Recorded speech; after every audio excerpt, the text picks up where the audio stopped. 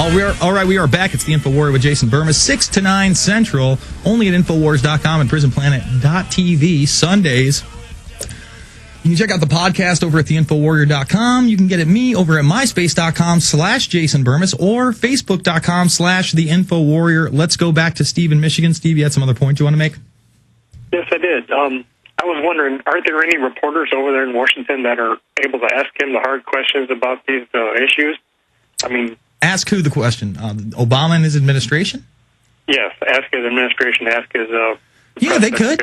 They could ask a hard question any day of the week, but then they're not going to be part of the press corps. Because then they're not part of the press corps. All right, let me explain how this works, okay? All these inline reporters have a place at the table or at the press room where Robert Gibbs is, or where Obama speaks, or on the campaign trail, for instance. They're allowed to go on the plane with these people. But the minute they start asking questions that are no longer establishment approved, they don't get a press pass. They're not allowed to cover it. That's why they don't actually do that. Number two, the major, I mean, I believe, I can't remember, his name is maybe Henry Lucas. I'm not sure, but he's a Skull and Bones guy. He was the head of Time magazine. He had Hitler on the cover as the Man of the Year twice. These guys in the media are part of these secret societies.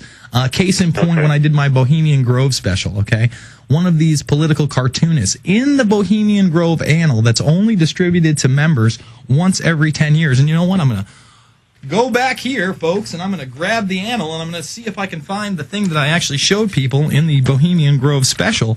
And what he's doing is he's drawing a cartoon about how he's a newsman, okay?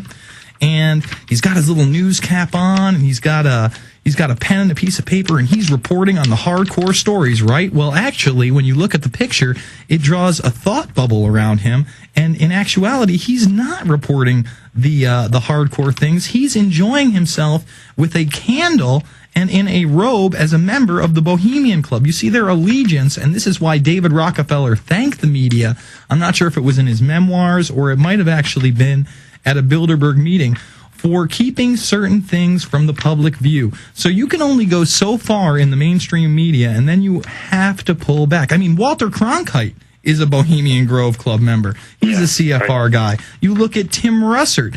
He was CFR. You look at Brokaw, CFR. Even Rather, who I think does some pretty damn good work sometimes. You know, Dan Rather, for a mainline reporter, has really done some good stuff over the years. I'm not saying he's not somewhat controlled or somewhat biased and whatnot, but he's done some pretty good stuff. Hey, he's in with these guys too, so they're essentially part of the same club. Continue. Yeah, I'll just pat each other on the back. Okay. They really do. I mean, you know, I look at let's see, I'm still going through this annal, but I see so many familiar faces. I see somebody who's supposed to be like anti-establishment, a little bit like Willie Brown. Willie Brown, of course, was the San Francisco mayor. He's not anti-establishment. Here, if we zoom in right there is Walter Cronkite at the orchestra concert. You know, who else is right there? Well, it's Richard Nixon, Art Linkletter, let's see, Gerald Ford, all these bigwigs, and then we have news reporters there. What is going on? Why are the news reporters embedded? Let me repeat that: embedded with these people. And then when you have consolidation of power by people like Rupert Murdoch, who now owns the Wall Street Journal, for God's sakes. I mean, he owns News Corp, which owns Sky News in the UK, owns Fox News here, owns all of Fox. When you have these consolidations of power, you get less and less open information. Let me give you another case in point. Right now, GE, which is NBC, CBS, and ABC are all working on merging with Hearst Publications into this super news conglomerate, and it's not being reported on. I had one Reuters article maybe 2 or 3 months ago that I covered, and I haven't heard anything about it whatsoever. So as you consolidate the power of information into fewer and fewer hands, the public gets less truth. What else you got for me, Steve? I just had a question.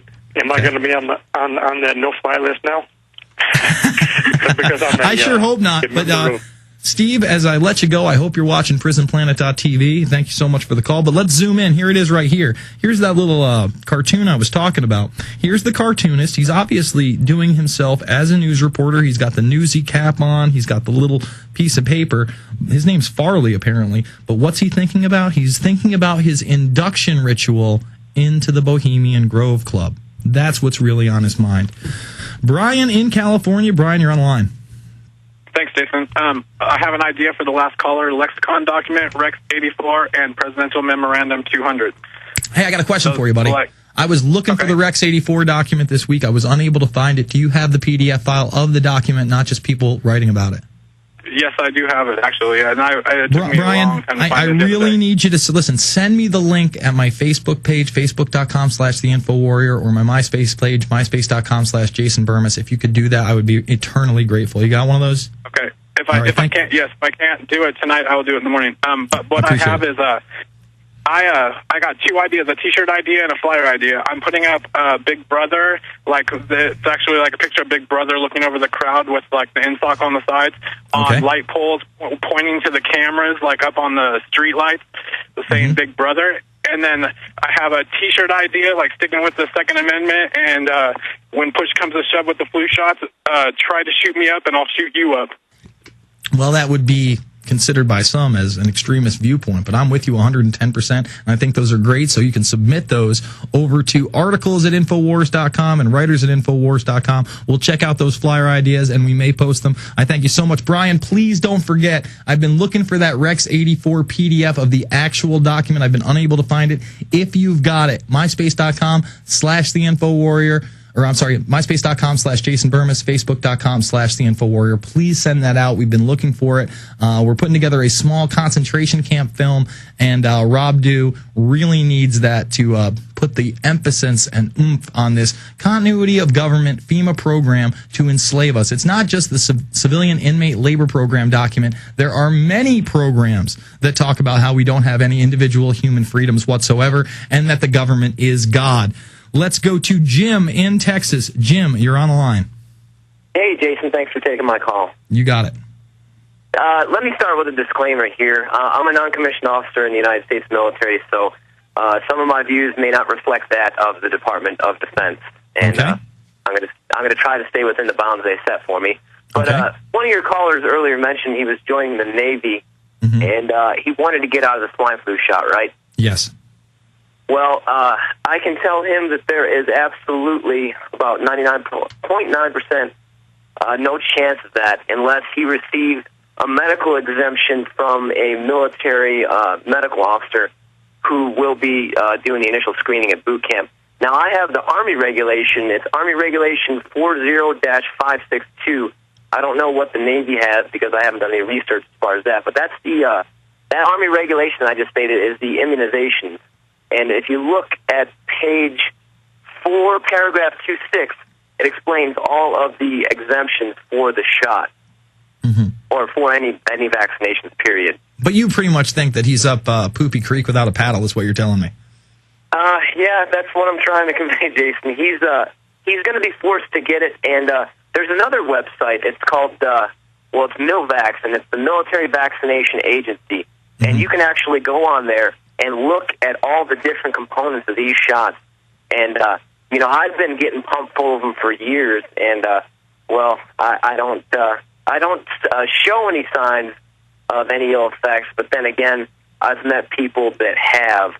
So, and you sound like a younger guy. You might not see these down the line until you're 45, 55, 65. Right. And even if you are immune to these, and even if your body, listen, I'm going to say this to many people, your body has a unbelievable amount of healing power within itself. You can heal if you eat right, if you exercise. You would be astounded at the quality of life that you can actually live. That's why the pharmaceutical industry always puts out these commercials. Are you depressed? Are you not sleeping enough? Are you not eating enough? Are you eating too much? I mean, just about every single thing you do, they have a pill for it. They never tell you, hey, why don't you try to get some sunlight, jog for 60 minutes a day, and maybe hit the weights. It'll actually make you happier, your self-esteem will go up, and your immune system will be boosted. So I want to tell people, even if you have taken a lot of shots, that doesn't mean it's the end-all, be-all, that you're automatically going to die, you're going to get cancer in 20 years. You have the ability to fight this. Your mental prowess is a big thing in self-healing. So, I'm not some kind of new age guru trying to tell you how to live your life, but if you want to be happier, I'm going to tell you right now, hit the gym, actually take an interest in your physical appearance, and then your mental, everything, it's mind, body, and soul for a reason, okay? Everything interconnects. And I wouldn't pump myself full of vaccines, but I had to take a booster shot to go to college. I didn't know about this stuff until, my mid to late 20s. I had obviously taken every shot they gave me. I'm hoping that I can, ward that off, that I'm not going to get cancer from this stuff, that I'm not going to have mercury poisoning, that my IQ didn't drop. I can't guarantee that didn't happen, but I'm going to fight it every sense of the way. I thank you so much, Jim, for the call. On the other side, we're going to go to Van in Texas and others. The number is 888-201-2244. That's 888-201-2244. And I think that we're actually at the last article. It's by far the last article that's out there. But the last local news article that I actually got to print in about the hour and a half that I had to prepare for the show today